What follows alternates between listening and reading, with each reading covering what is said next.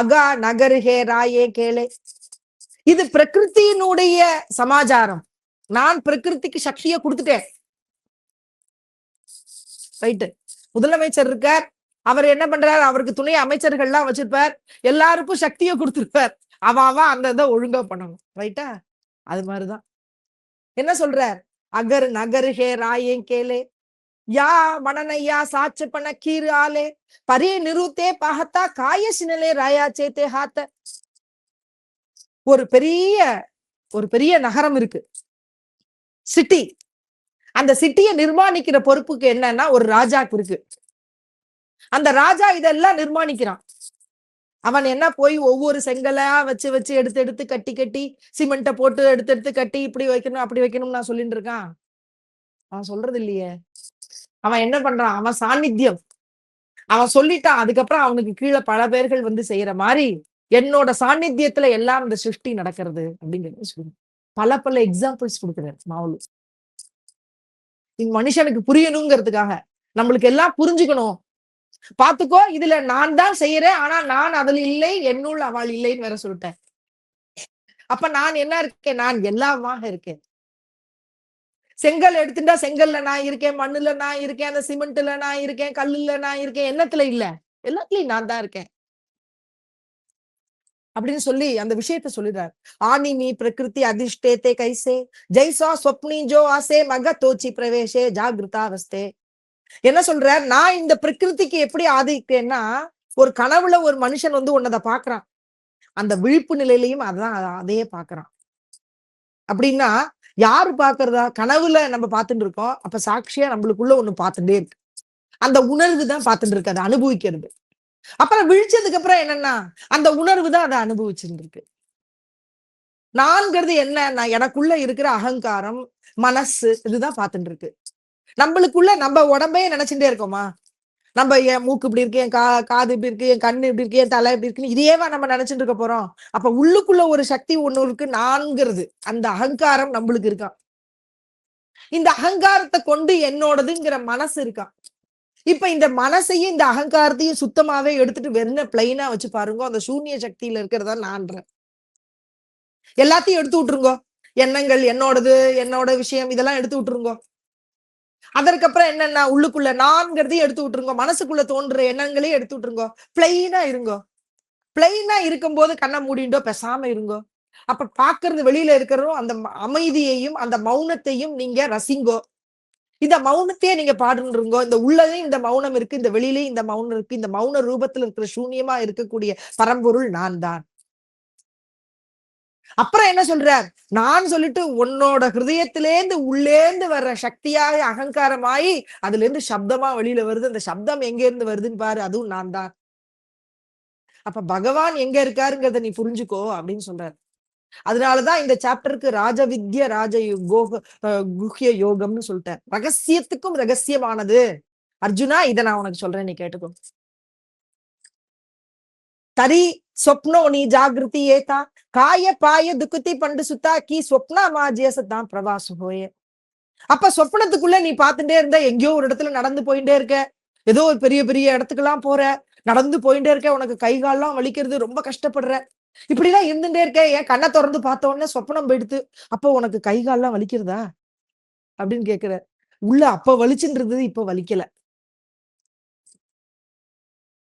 அப்ப சொப்பனத்துல பண்ணிட்டு இருக்க ஒரு பயணம், நீ நேரம் அதை பண்ணிட்டு இருக்கியா அந்த பயணம் அப்படின்னு கேக்குறார். இல்ல, அது மாதிரி நீ இப்ப நடந்து வந்து இவ்வளவு சமாச்சாரங்கள்ல நீ ஈடுபட்டு இருக்க, உன்னோட குழந்தைகள் உன்னை வளர்க்கணும், உன்னோட விஷயங்கள் ஈடுபட்டு இருக்கியே, இது எல்லாம் ஒரு நாளைக்கு சொப்பனம் மாதிரி இருக்கிறது அப்படின்னு சொல்லிட்டார்.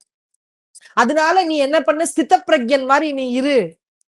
சுகமோ உனக்கு வரக்கூடிய துக்கங்களோ உனக்கு வரக்கூடிய லாபங்களோ நஷ்டங்களோ எதுக்காகவும் நீ உனக்குன்னு நினைச்சுக்காத பகவான். நீ என்னது எல்லாமே மாயைங்கிற பட்சத்துல நீ எதுக்காக கவலைப்படாத, என்னுடைய நாமத்தை சொல்லிட்டே இரு. நான் இருக்கேன் நான் இருக்கேன், நீ ஒன்ன நினைச்சுட்டு இருக்காத, அவன் இருக்கான்னு நினைச்சுக்கோ அப்படின்னு சொல்லிட்டார். எல்லாம் ஈச் அண்ட் ஸ்டெப்பையும் அவன் இருக்கான்னு இறக்கும் போது பக்தர்களா நம்ம ஆயிட்டோம்னா அப்புறம் அவனுடைய யோகக்ஷேமத்தையும் அவனுடைய வாழ்க்கை முறைகளையும் பகவான் பாத்துக்க ஆரம்பிச்சுடுவாராம். நீ நினைக்க நினைக்க நான் உனக்கு பின்னாடியே வந்து செஞ்சு தந்துருவேன்றான். ஏன்னா என்ன சொல்றார்? என்னுடைய மாயையானது அது கடந்து வரவே முடியாதுன்ட்டார்.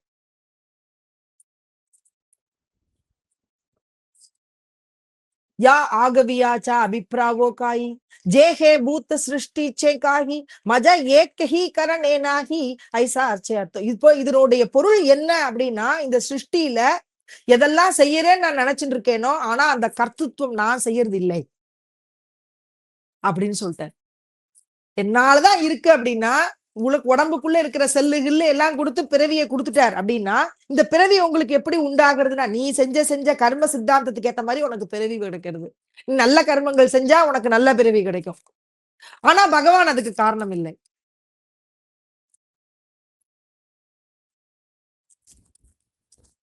அப்ப நம்ம எல்லாருக்கும் ஒவ்வொருத்தருக்கும் அவ எப்படி வரா அப்படின்னு கேட்டா, நாரதரை கேட்டா சொல்றார்.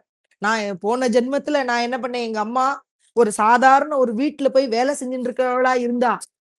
அவ என்ன என்ன இருந்தா அப்படின்னு கேட்டாக்க, பெரிய பெரிய சாதுக்கள்லாம் வந்தா, சாதுர்மாசியம் கொண்டாடினா. அப்ப எங்க அம்மா போய் அவ வீட்டுல இருந்து அவளுக்கு ஹெல்ப் பண்ணி அவளுக்கு வேணுங்கிறதெல்லாம் செஞ்சா. செஞ்சு குடுத்ததுக்கு அப்புறம் அவ குடுத்ததெல்லாம் சாப்பிட்டா. அவ வயத்துல நான் பொறந்தேன். அவளோட உச்சிஷ்ட பிரசாதம் யாரு? பாகவதர்களுடைய உச்சிஷ்ட பிரசாதத்த அந்த சாதுர்மாசியம் இருக்க வந்த மகான்களோட சாப்பாட சாப்பிட்டா, அந்த சாப்பிட்டதுனால அந்த குழந்தையோட வயத்துல நான் பிறந்தேன். நானும் போய் அவளோட கைங்கரியம் பண்ணேன். அவ குடுத்து சாப்பிட்டத சாப்பிட்டேன். அவள்லாம் கிளம்பி போயிட்டா. அப்புறம் ஒரு நாள் இருந்துட்டே இருந்தா. எங்க அம்மாவும் பாம்பு கடிச்சு இறந்து போயிட்டா. அப்பதான் எனக்கு இந்த மகான்கள்லாம் சொன்ன விஷயம் ஞாபகம் வந்தது. பகவான் வாசுதேவனே எல்லாம் அப்படின்னு நினைச்சிட்டு நான் வாசுதேவனை எடுத்து நினைச்சிட்டு போயிட்டே இருந்தேன். வாசுதேவனை பார்க்கணும் நினைச்சுட்டு போயிருந்தேன். ஒரு நொடியில ஒரே ஒரு க்ஷணத்துல எனக்கு பகவான் ஒரு பெரிய காட்சியை எனக்கு கொடுத்தார். நான் தான் வாசுதேவன் கொடுத்தார். அடுத்த பிறவி வரைக்கும் இதையே நீ நினைச்சின்று, என்னையே நீ நினைச்சின்று, அடுத்த பிறவி உனக்கு பெரிய மகானா நீ பிறப்ப, என்னுடைய பக்தனா நீ பிறப்ப, என்னுடைய பார்ஷதனா நீ பிறப்ப, பிரம்மாவனுடைய புத்திரனா நீ பிறப்பன்னு சொல்லி அனுகிரகம் பண்ணி, அந்த ஒரு நிமிஷம் அவரை பார்த்ததனுடைய பலன் அவரையே நினைச்சுட்டு அந்த பிறவி போயிடுத்து. அடுத்த பிறவியில பெரிய நாரதரா பிறந்தார். தேவ ரிஷி ஆனார். எல்லோருக்கும் குருவா ஆனார். வால்மீகி, துருவன், இது என்னெல்லாம் ஒவ்வொருத்தருக்கும் குரு. வர்றவா எல்லாரும் கிருஷ்ணன் துவாரகை 4 யுகங்களையும் பார்த்தார். கல்பகோடி காலம் அவர் இருந்துட்டே இருக்க. இந்த கல்பம்ங்கிறது என்னன்னா, பகவான் சொல்றார் கல்பத்துல கல்ப சிருஷ்டி பண்ணிட்டு இருக்கேன். இந்த கல்ப கோடி காலம் இந்த சிருஷ்டியை நான் நடத்திட்டு இருக்கேன். அது ஆனதுக்கு அப்புறம் எல்லாம் இந்த சிருஷ்டி எல்லாம் எங்கிட்ட வந்து லயமாயிடும். திருப்பியும் கல்பம் கோடி வருஷ காலம் அதுக்கப்புறம் நான் பறக்க வைக்கிறேன், உண்டாக்குறேன் அப்படின்னு சொல்றேன். இந்த கல்பம்ங்கிறது என்ன? அந்த 4 யுகங்கள் இருக்கே, கிருத யுகம், திரேதா யுகம், துவாபர யுகம், கலியுகம், இது 4ஐயும் சேர்த்து 43,20,000 வருஷங்களாம். இந்த 4 இதையும் சேர்த்தா, இந்த 4 இதையும் சேர்த்ததா 43,20,000 வருஷங்கள். இந்த வருஷங்கள் இன்ட்டு ஒரு 1000 போட்டுக்கோங்க, அத்தனையும் கல்பமா. இந்த கல்பம் அப்படிங்கிறது என்னன்னா, பிரம்மாவினுடைய ஒரு காலை, ஒரு பொழுது, ஒரு பகல் பொழுது. அத மாதிரி இரவு பொழுதும். இப்படி அறிஞ்சதுக்கு அப்புறம் இந்த காலை இரவு பொழுதெல்லாம் போனதுக்கு அப்புறம் பிரம்மாவுக்கு ஒரு நாள். அது மாதிரி பிரம்மாவுக்கு 100 வயசு. ஒரு நாளைக்கு அப்புறம் 1 வயசு 2 வயசுனா 100 வயசு ஆயுட்காலம். அப்படி பார்த்தா மகா கல்பமா. இந்த மகா கல்ப காலத்துக்கும் பகவான் வந்து வச்சிருந்து அப்புறம் எல்லாம் தன்னோட ஜீவராசிகளை தன்னிட்ட எடுத்துக்கிறார். திருப்பியும் தன்னிட்ட கொடுக்கிறார். இப்படி இந்த ஒரு கல்பத்துல பார்த்தோம்னா 14 மன்வந்திரங்கள் இருக்கான். அதுல வந்து மனு அப்படிங்கிறவன் தான் இருக்கான். ஒவ்வொரு மன்வந்திரத்திலயும் ஒவ்வொரு மனு வருவாராம். ஸ்வேத வராக கல்பே வைவேஸ்வர மன்வந்திரங்கிறது நம்மளுக்கு போயிட்டு இருக்கு இப்போ. இப்படி கல்பகோடி யுகங்கள் நடந்துட்டு இருக்கு. அத்தனையும் பகவான் சிருஷ்டிய அப்படி பிரகிருதி கையில அப்படி கொடுத்து திருப்பியும் தன்கிட்டயே எடுத்துக்கிறார். இது எல்லாம் நான் தான் பண்றேன், எல்லாத்துக்கும் சாட்சியா இருக்கேன்னு சொல்றேன். ஜெய்சே ராயே அதிர்ஷ்டிலி பிரஜா வியாபாரே ஆப்புலாலியா காஜா தைசா பிரகிருதி சங்குஹா மாஜா ஏற கரணே ஏஞ்சியே. இந்த மாதிரி அரசன் என்ன பண்ணிட்டு இருக்கானா, தன்னுடைய வேலைகளை தான் செய்யாமல் தன்கிட்ட இருக்கிறவாழ்ட்டெல்லாம் கொடுத்து செய்ய வைக்கிறான். என்னுடைய சாநித்தியத்தினால நடந்துட்டு இருக்கு. அந்த ராஜாவினுடைய சாநித்தியத்தினால எல்லாரும் ஒழுங்கா அந்த காரியங்களை அவாவா செய்யக்கூடிய காரியங்கள் அவாவா செய்யற மாதிரி பிரகிருதியானது தன் காரியத்தை ஏற கரணே தேயியேச்சு, தன்னுடைய காரியங்களை தான் செஞ்சுட்டே இருக்கா. இவ்வளவு யுதிஷ் இவர் பீஷ்மர் பீஷ்மர் இருக்காரு. பீஷ்மர் எவ்வளவு பெரிய மகான். அவர் பிரம்மச்சாரி அப்படிங்கிறதையே தன்னை நான் சாகும் வரைக்கும் நான் பிரம்மச்சாரிங்கிற இதை எடுத்துட்டார் அவர். அப்படிப்பட்டவர் ஒரு காலத்திலும் தப்பே பண்ணவே இல்லை. அப்படிப்பட்டவருக்கு என்னன்னா அம்பு படுக்கை கிடைச்சது. அவர் எப்ப வேணுமோ அப்ப தன்னுடைய உயிரை எடுத்துட்டு பகவான்கிட்ட சமர்ப்பிச்சுக்கலாம். எப்ப வேணுமோ அப்ப தன்னோட உயிரை எடுத்துடலாம். அதாவது தான் சாகலாம் அப்படிங்கிற இடத்துக்கு போனார். அவருக்கு அந்த வரம் இருந்தது. பகவான் அவருக்கு கொடுத்திருந்தார். பகவானுடைய பதத்தை அவர் நினைச்ச நேரத்துக்கு அடைஞ்சிடலாம். அப்படிப்பட்டவருக்கு அர்ஜுனன் அடுத்த அம்புவா எஞ்சுட்டான் மேல. அந்த அம்புல படுத்துட்டார். அந்த நைட்டு பகவான் ஸ்ரீ கிருஷ்ண பரமாத்மா அவரை பார்க்க வந்தார். கிருஷ்ணன் கேக்குறார், கிருஷ்ணா எல்லாம் ரைட்டு, நீ நினைச்ச மாதிரி நடந்துருத்து, தர்மம் தான் வேணும் பண்ணிட்டு, என்னால பண்ண முடியாது. நீ சிகண்டிய கொண்டு எய்தாப்புல நிப்பாட்டிட்ட. சிகண்டிங்கிறவன் ஆணும் கிடையாது பெண்ணும் கிடையாது. இவர் ஒரு பிரதிஜை பண்ணியிருந்தார், காரணம் ஆணும் இல்லாம பெண்ணும் இல்லாம எவன் வந்தா அவனுக்கு முன்னாடி நான் போரிட மாட்டேன் அப்படின்னு இருந்தார். அதனால அவனை கொண்டு வந்து நிப்பாட்டிட்டார் கிருஷ்ணன். தர்மத்தினால என்ன வேணாலும் நான் பண்ணுவேன் அப்படிங்கறத கொண்டு வந்து நிப்பாட்டிட்டார். கடைசியில இப்படி ஒரு அம்பு படுக்கையில என்ன படிக்க வச்சுட்டிய, அது கர்ம சித்தாந்தம், நான் அது பண்ணலையே, அதுக்கு நான் காரணம் இல்லைன்றார் கிருஷ்ணன். இப்ப என்னதான் காரணம்? 100 வருஷ 100 பிறப்பு நீ பாரு, உன் பிறப்புகள்லாம் நீ என்ன பண்ணிருக்கேன்னு பாரு, உனக்கு சக்தியை கொடுக்குற நீ பாரு அப்படின்ட்டார் கிருஷ்ணன். ஒவ்வொரு பிறப்பா பார்த்துட்டே வர்றாராம். 100 பிறப்புக்கு போயிட்டாராம். அது வரைக்கும் அவர் நல்லதுதான் பண்ணிருக்காராம். 100வது பிறப்பு, இதுக்கு முன்னாடி இருக்கிற 100வது பிறப்புக்கு போனாராம். அப்படி இருக்கும் போது அவர் ஒரு ராஜாவா இருந்தாராம். அந்த ராஜாவா இருந்து ஒரு வேடன், ஒரு காட்டுல வேடன், அவர் வேட்டையாடுறதுக்காக போறார். அவருக்கு பின்னாடி அவருடைய காவலாளிகள்லாம் எல்லாரும் வந்துட்டு இருக்கா. போயிட்டு இருக்கிற பொழுதே வேட்டையாட போற ஒரு சிறிய பாதை ஒண்ணு வருது. அந்த சிறிய பாதையில இவர் நடந்து போகணும். போகிட்டு இருக்கிறத பார்த்தா அங்க சில முற்கள் இருக்கக்கூடிய ஒரு பெரிய கிளைகள், பல 2-3 கடக்கு, அது பெரிய முள்ளு இருக்கு, அதுல ஃபுல்லா முள்ளு. இந்த முள்ளு இருக்கிற அந்த இதுல பாருங்க, நிச்சயமாக இந்த குதிரை நடந்ததுன்னா இது காலில் தச்சிடும், அதுக்கப்புறம் இந்த குதிரையால ஒண்ணும் செய்ய முடியாது, இது விழுந்துரும் அப்படிங்கிறது தெரிஞ்சு போயிடுது. அது மட்டும் இல்லாம நம்மள்ட்ட பின்னாடி இருக்கிறவாள்லாம் இதை கிராஸ் பண்ணி வரவும் முடியாது. நம்மளுக்கே முடியலன்னா பின்னாடி இருக்கிறவாள் எப்படி வருவா? அதனால இவர் தான் போய் இந்த நல்ல காரியத்தை செய்வோம்னு இறங்கினார். இறங்கி அங்க இருக்கிற அந்த முள் கம்பிகள், அந்த அந்த கிளையில நிறைய முள்ளுகள்லாம் இருக்கு, அந்த முள்ளு இருக்கிற கம்பியை எடுத்தார், அந்த கிளையை எடுத்தார். எடுத்து கொண்டு போய் வெளியில அப்படி வீசிட்டு அவர் பாட்டுக்கு அந்த இடத்த சுத்தம் பண்ணிட்டு அவர் பாட்டு கிளம்பிட்டார். அதுக்கப்புறம் என்ன நடந்ததுன்னு அவர் பார்க்கல. இந்த கிளையில இருக்கிற முட்கள் இருக்கக்கூடிய அந்த கிளையை தூக்கி வெளியில அப்படி போட்டுட்டாரோ இல்லையா, அந்த இடத்துல ஒரு மிருகம் படுத்துட்டு இருந்திருக்கு. அந்த மிருகம் அப்படி சாஞ்சது பாருங்க, அந்த உடம்புல அத்தனை முள்ளும் தச்சு. அப்ப அந்த முள்ளு அத்தனையும் தச்சதுக்கு அப்புறம் அது வேதனைப்பட்டுதான். அது வேதனைப்பட்டது அந்த மிருகம். அது வேதனைப்பட்டதுன்னு யார் போட்டாலோ எனக்கு இந்த வேதனை, அதனுடைய பலனா இவருக்கு பீஷ்மருக்கு 100 பிறப்புகள் தாண்டி இந்த பிறவியில அதை அனுபவிக்கிறார். எப்படின்னா அம்பு படுக்கையில படுத்துட்டு இருக்கார். ஒவ்வொரு அம்பும் அவருக்கு உடம்புல குத்தின்னு இருக்கு. இதுதான் கர்ம சித்தாந்தம்னு சொல்றோம். அதனால நம்ம செய்யக்கூடிய கர்மங்கள் எல்லாம் நம்ம செஞ்சதுதான், நம்மளாலதான் எல்லாம் நடந்திருக்குன்ட்ட, நான் இதுக்கெல்லாம் காரணம் இல்லைன்ட்ட. சரி, இதுல இருந்து நான் எப்படி தப்பிக்கிறது? நீ சத்சங்கத்தை வேணா நான் உனக்கு கொடுக்குறேன். கொஞ்சம் ஒரு 3 தட்டு தட்டுற, இதுல ஒவ்வொரு தரமும் கொடுக்குற, நீ எப்பவாவது அதை எடுத்துக்கோ.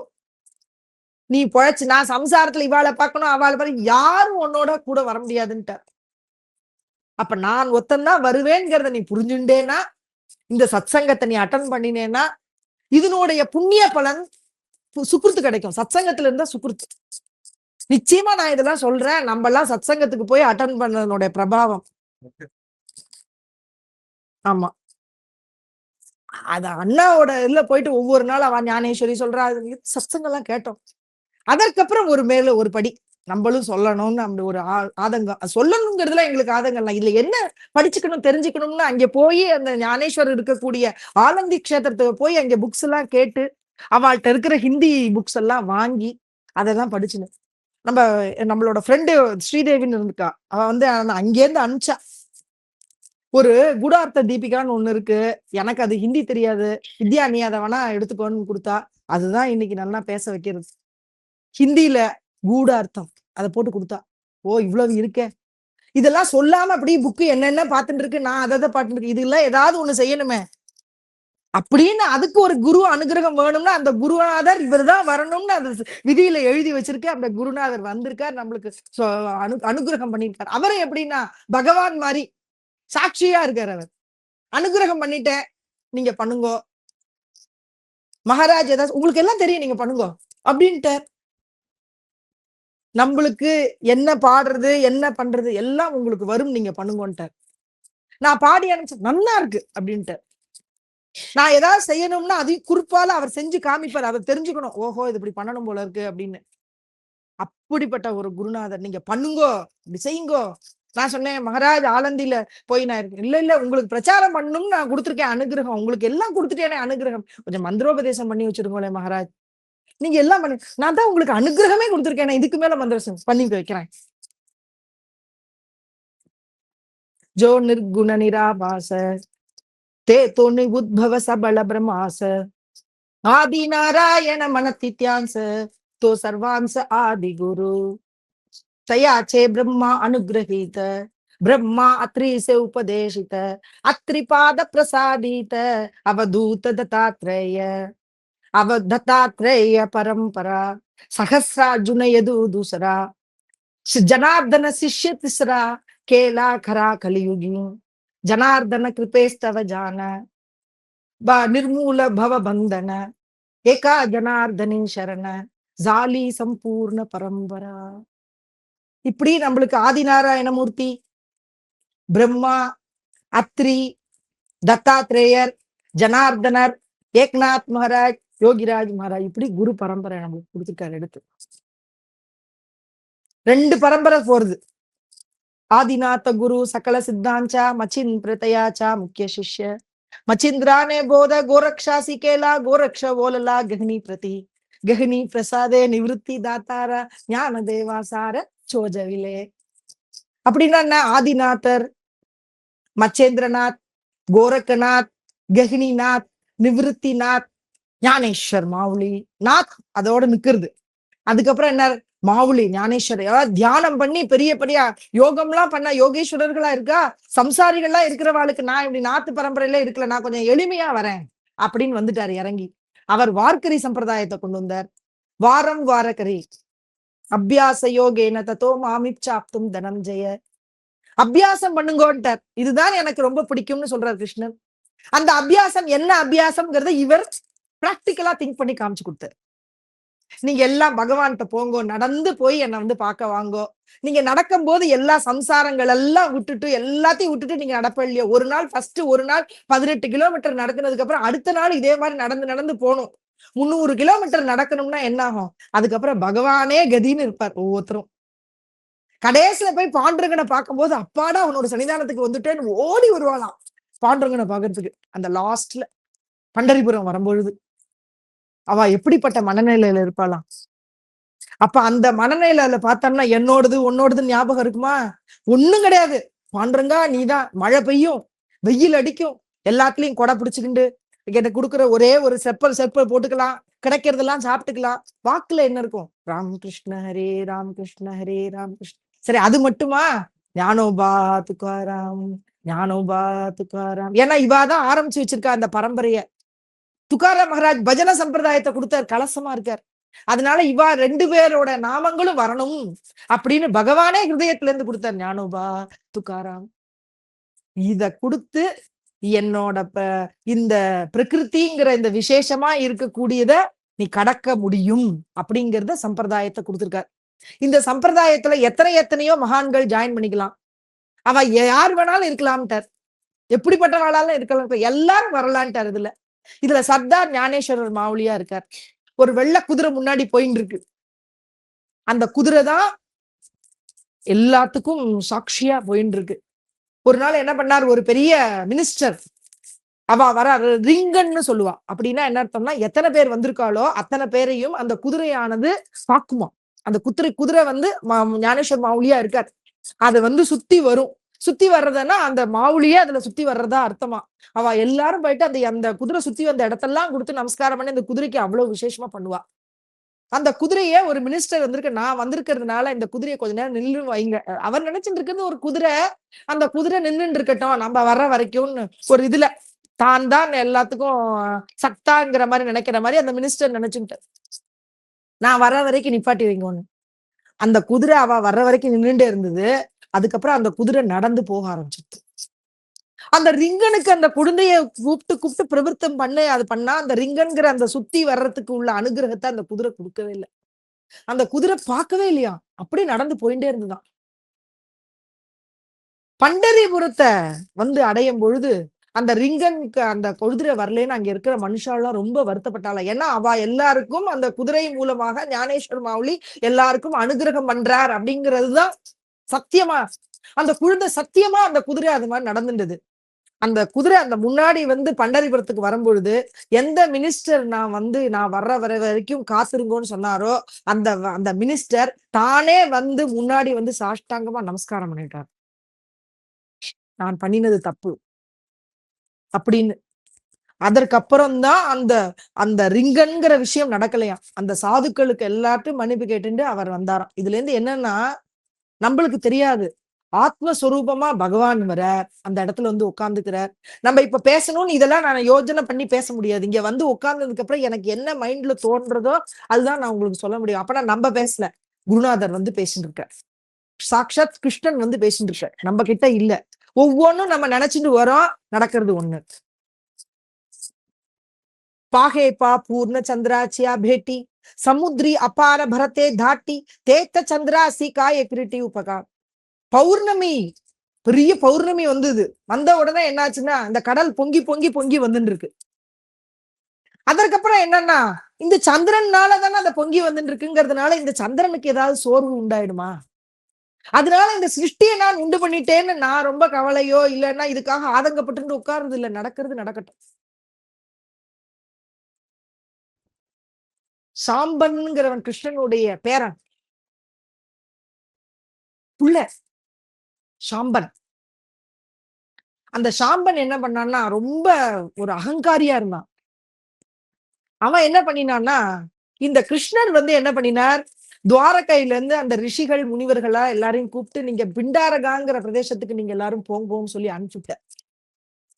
அனுப்பிச்சதுக்கு அப்புறம் அங்க வந்து இந்த சாம்பன்கிறவன் ஒரு நாளைக்கு போனான். அவன் எப்போதுமே எல்லாரையும் கிண்டல் பண்றது கேலி பண்றது அப்படின்னு சொல்லிட்டே இருந்தான். அப்ப அவன் கிண்டல் பண்ணிட்டு இருக்கான்னு தெரிஞ்சு போச்சு. அவன் என்ன பண்ணான்னா, ஒரு தலானி மணி ஒண்ணு இருக்கிறத வயித்துல கட்டின்டான், ஒரு பொம்மனாட்டி மாதிரி வேஷம் போட்டுட்டான். போட்டுண்டு அங்க இருந்து நேர அந்த பிண்டாரகா பிரதேசத்துக்கு போயிட்டான். அங்க ரிஷிகள் முனிவர்கள்லாம் இருந்தா இவனுக்கு கூட இருக்கிற எது வம்சத்துல இருக்கிற இவனோடைய பிறந்தவா நிறைய பேர் இருக்காளே, அத்தனை 11,108 பேரு. அவ எல்லாருக்கும் 10 10 10 குழந்தைகள். அப்படின்னா எது வம்சம் எவ்வளவு பெருசா இருக்குன்னு பாத்துக்கோங்க.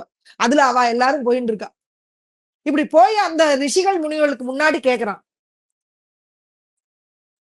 நான் பெண் வந்திருக்கேன், என் வயத்துல இருக்கிற குழந்தை ஆணா பெண்ணா அப்படின்னு இவன் கேக்குறான். கேட்ட உடனே அந்த ரிஷிமார்கள்லாம் எப்படி அவனை பாக்குறான். இந்த துர்வாசர்லாம் இருக்கா, இப்படி பாக்குறாருன்னா கோபம் வந்துருத்து அவளுக்கு எல்லாருக்குமே. அவளுக்கு தெரிஞ்சு போச்சு, இவன் வயத்துல இருக்கிறது குழந்தை இல்ல, இவன் ஆண் இவன் பெண் இல்லைன்னு தெரிஞ்சு போயிடுத்து அவளுக்கு. அவன் என்ன பண்ணா சொன்னார், ஓ வயத்துல இருக்கிறது ஆண் குழந்தையும் இல்ல பெண் குழந்தையும் இல்லை, ஒரு உலக்கை. இந்த உலக்கையினால உன்னுடைய வம்சமே அழிய போகிறது அப்படின்னு சொல்லிட்டு, இந்த அழிய போகிறதுங்கிற வம்சத்தை இவ சொல்லிட்டா. ஆனா இதற்கு காரணகர்த்தா யாருன்னா வர வழக்கணுமே, அப்படிங்கிறதுக்காக ஒரு பிள்ளைய இப்படி வச்சுட்டார் தானே கிருஷ்ணர். ஏன்னா கிருஷ்ணனுக்கு காந்தாரி கொடுத்திருக்கா, சாபம் கொடுத்திருக்கா. கிருஷ்ணனுக்கு காந்தாரி சாபம் கொடுத்திருக்கா. என்னன்னா, என்னோட 100 குழந்தைகளும் என் கண்ணு முன்னாடியே இழக்க வச்சுட்டிய கிருஷ்ணா. சொன்னா கிருஷ்ணன் சொல்றான், நான் என்னோட பக்த நீ வருத்தப்படாத, என்னோட பக்தை நீ வருத்தப்படாத. 108 பேரை என் கண்ணுக்கு முன்னாடி என் குழந்தைகள்லாம் அழிஞ்சு போயிடுத்த. இதே மாதிரி உன்னோட வம்சம் எல்லாரும் அழிஞ்சு போறது போயிடும் அப்படின்னு அவ சாபம் கொடுக்குறான். அப்படியே சிரிச்ச மேனிக்கே இருந்தார் கிருஷ்ணன். சிரிச்சுட்டு பேசாம இருந்தான். அவ போயிட்டே இருந்தா. பின்னாடி திருப்பியும் கிருஷ்ணன் வந்தான். பாரு என்னோட அழகான ரூபத்தை பாரு, நான் உன்னுடைய சுவாமி வந்திருக்கேன், என்ன பாரு, ஏன் நான் தான் உன் மேல கோவப்பட்டு இருக்கேன், ஏன் முன்னாடி முன்னாடி வந்துட்டு இருக்கேன், நீ போ அப்படின்னு சொல்லிடுறேன். அதெல்லாம் அவர் கவலைப்படவே இல்லை. இந்த குழந்தைகள் என்னாச்சு, இந்த சாம்பனுக்கு அவ சொன்ன உடனே கொஞ்ச நேரம் கழிச்சு இப்படி வெளியில வரான். சும்மா வயத்தை அப்படி எடுத்து பார்ப்போம்னு தலானின்னு எடுத்து பார்த்தா ஒரு பெரிய உலக்கம் இருக்கு. சூரசேன ராஜா அவர் ஆக்கி வச்ச கிருஷ்ணன் அவர் தாத்தா போய் அவர் தான் ஆண்டுன்னு இருக்காரு, மகாராஜாவா இருக்காரு. அவர்கிட்ட போயிட்டான். உள்ள போனா அரசபையில கிருஷ்ணன் இல்ல. கிருஷ்ணன் இல்ல அந்த இடத்துல. அங்க சூரசேன ராஜா இருக்கார். உள்ள போன உடனே, தாத்தா இந்த மாதிரி ஆயிடுச்சு தாத்தா, நான் போய் இப்படி பண்ணேன், எனக்கு பயம் வந்துருத்து, நான் வெறும் வயத்தோட வெறும் தலானி மாதிரி உன்னை கட்டிட்டு போனேன், ஆனா வயிற்றுக்குள்ள ஒரு உலக்க இருக்குன்றதான். அவர் என்ன பண்ணார், சரிடா நீ கவலைப்படாத, அந்த உலக்கையை வச்சுட்டு என்ன பண்ண, எல்லாம் பொடி பொடி பொடி பொடியா ஆக்கு, எல்லாத்தையும் கொண்டே சாகரத்துல கொண்டே விட்டு எரிஞ்சிடும் அப்படின்னு சொல்லிவிட்டார். சாகரத்துல கொண்டு போய் விட்டு எரிஞ்சிடும்னு சொன்ன உடனே இவாளும் அதே மாதிரி உலக்கைய எல்லாம் இடிச்சு இடிச்சு எல்லாம் பண்ணி சாகரத்துல கொண்டு போய் விட்டு எரிஞ்சுட்ட. விட்டு எரிஞ்ச உடனே கொஞ்ச நாட்கள்ல இதுங்க என்ன பண்ணினா, அந்த எதுவுல இருக்கிறவா, இந்த எது வம்சத்துக்கார குழந்தைகள் எல்லாம் நல்ல மதுபானம் பண்ணிட்டு கேலி கூத்துக்களை ஈடுபட்டு இருக்க, இது மதுபானம் பண்ணிட்டு அந்த இடத்துக்கு போயிடுது. எந்த இடத்துல சாகரத்துல இதை போட்டிருந்ததோ அதே பிரதேசத்துக்கு அங்க போன உடனே மதுபானம் பண்ணிட்டே இருக்கிறதுனால ஒண்ணுக்குள்ள ஒண்ணு நீதான் நான் தான் நீதான் நான் தான் ஏதோ வந்து அதன் மூலமா என்ன பண்ணிட்டு இந்த சின்ன சின்ன இரும்பு துகள்கள்லாம் ஒரு நாணல்களா வந்திருந்தது. அந்த நாணல்கள் எப்ப போய் இது எதுவம்ச குழந்தைகள் போய் கைய வச்சுதோ இல்லையோ அது எல்லாத்துக்கும் ஒரு கூர்மையான தன்மை வந்துருது. ஏன்னா முனி சாபம். அப்படியே ஒண்ணுக்கொண்ணு இதை அடிச்சுக்க அதை அடிச்சுக்க நாளல் நினைச்சு அடிக்க போனா வெட்டி எல்லாரும் அந்த எதுகுலத்துல இருக்கிற அத்தனை பேரும் நாசமாயிட்டான். கிருஷ்ணன் அதை பார்த்துட்டே இருந்தாராம். ஏன்னா இவ யாரும் தர்மத்துல இல்லையா. இப்படி இத்தனை பேர் எதுகுலத்துல இருந்தானா இந்த உலகம் இந்த சிருஷ்டி என்ன ஆகும். நம்ம தானே கொண்டு வந்தோம், நம்மளே எல்லாத்தையும் அழிச்சிருவோம்னு பகவான் எல்லாத்துக்கும் காரணமா இருந்தார். அப்ப அவர் ஏதாவது வருத்தப்படுறாரா? அதுக்காக வருத்தப்படல. அவர் என்ன பண்ணார், இது எல்லாம் பார்த்துட்டு இருக்கேன், நான் தர்மத்தை நிலைநாட்டுறதுக்கு மட்டும்தான் நான் இங்க வந்திருக்கேன் அப்படின்னு போய் அங்க இருக்கிற ஒரு ஆலமரம் இருந்தது, அதுல போய் பேசாம படுத்துட்டார். அங்க இருக்கிற ஒரு வேடன் வரான். அந்த வேடன் என்ன பண்றான்னா, இந்த சாகரத்துல இருக்கிற ஒரு மீன் என்ன பண்ணிட்டு இதுல இருக்கிற துகள்ல எடுத்து வாயில போட்டு, அந்த மீன் பிடிச்சவன் அந்த மீன்ல இருக்கிற அந்த உள்ள இருக்கிற அந்த தொகலை வெளியில எடுக்கிறான். அதை எடுத்து தன்னோட அம்புல குத்தி வச்சுட்டான். நல்ல கூர்மையா இருக்கே, இதை ஒரு அம்புல குத்தி வச்சுருவோம், நம்ம வேடன் இது பண்ணும் போது வேட்டையாடும் போது இதை வச்சிருவோம். அங்க இருந்து பாக்குறான், இவருடைய பாதம் அப்படி அழகா ரோஸ் கலர்ல இப்படி இருக்கு. பாக்குறதுக்கு அப்படி மான் மாதிரி தெரியுது. அந்த மான் மாதிரி தெரிஞ்ச உடனே அங்க இருந்து பாக்குறவன் என்ன பண்ணா, ஒரு அம்பை எடுத்து எஞ்சான். அது அவருடைய பாதம், அந்த பாதத்துல வந்து இந்த வேடன் வந்து அப்படியே நமஸ்காரம் பண்ணி, ஐயா இப்படி ஆயிடுத்தேன்னா நீங்கதான் கிருஷ்ணனே பகவானே, நீங்க தான் இப்படி ஆயிடுத்தே, நான் என்னால உங்களுக்கு நீ கவலைப்படாதப்பா, என்னால இது நடக்கல. அதுவும் முதல்ல நீ வாலியா இருந்த, நான் ராமனா இருந்து உனக்கு தெரியாம நான் அம்பு எய்தேன், உனக்கு அனுகிரகம் பண்ண, நீ அடுத்த ஜென்மத்துல நீ இதே மாதிரி எனக்கு நீ அம்பு எய்வாயின்னு நான் உனக்கு கொடுத்திருந்தேன். அதனால இந்த ஜென்மத்துல நீ எனக்கு அம்பு எய்திருக்க, உனக்கும் இதுக்கும் எந்த ஒரு இதுவும். பகவான் வந்து எல்லாம் தான் சிருஷ்டி பண்ணாலும் அதுக்கு காரணமா தான் இருக்கிறது இல்ல, எல்லாத்துக்கும் காரணம் பிரகிருதி அப்படிங்கறது சொல்றேன். பிரகிருத்தியில வரக்கூடிய விஷயங்கள் அவா செஞ்சதனுடைய பலன் தான் நம்மளுக்கு அப்படிங்கிறத பகவான் அந்த ரகசியத்தை சொல்லி, ஆனால் நான் எல்லாத்துலயும் நான் இருக்கேன்.